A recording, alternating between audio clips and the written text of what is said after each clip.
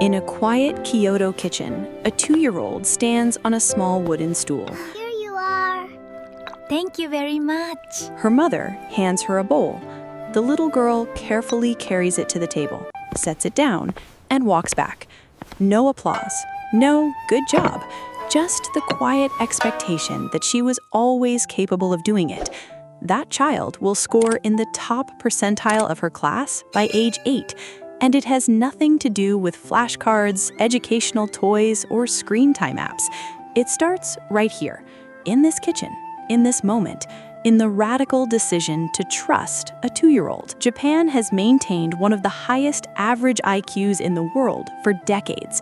Researchers have studied it from every angle, the school system, the diet, the culture, but the answer keeps pointing to the same place, not the classroom, the home. And not even what happens in the home, what Japanese parents deliberately choose not to do. Stay with me, because by the end of this video, you will understand the 4 habits that researchers believe are quietly building some of the most capable brains on Earth. And I'll warn you now, one of them is going to feel almost impossible. We'll save that one for last.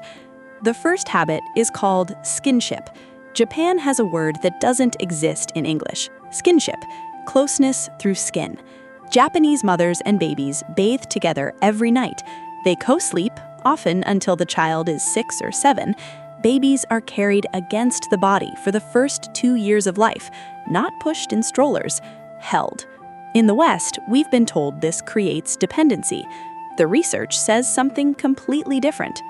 A study published in Developmental Psychology found that infants who experienced consistent physical closeness in their first year showed measurable changes at the molecular level, specifically in the genes controlling stress response. Research from Notre Dame University linked early skin contact to stronger emotional regulation and significantly better cognitive performance years later. Here is what makes Japan extraordinary. This is one of the most technologically advanced nations on Earth. Bullet trains, robotics, and yet, in the most intimate corner of life, the way a mother holds her child, they never let go of the ancient way, because they understood something modern parenting forgot. A brain that feels safe first learns faster second. The second habit is real food early. Japanese weaning doesn't begin with bland rice cereal or sweet fruit purees.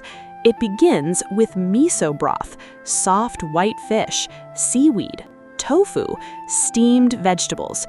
Real food, introduced as early as 5 months old. The infant brain is roughly 60% fat.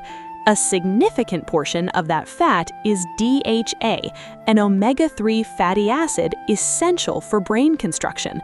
Japanese babies have one of the highest dietary DHA intakes in the world, and the research is striking.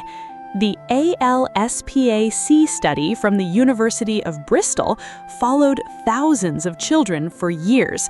Children whose mothers consumed more seafood during pregnancy and early infancy showed measurably better verbal IQ, stronger fine motor skills, and more advanced social development by age 8.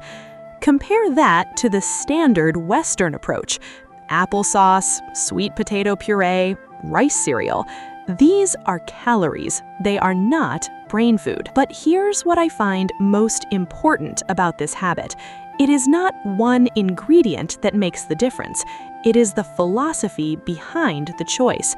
Japanese babies taste real, complex, savory, bitter food from the very beginning, and that single decision shapes not only the brain, it shapes the entire relationship a child will have with the world. The third habit will cost you nothing.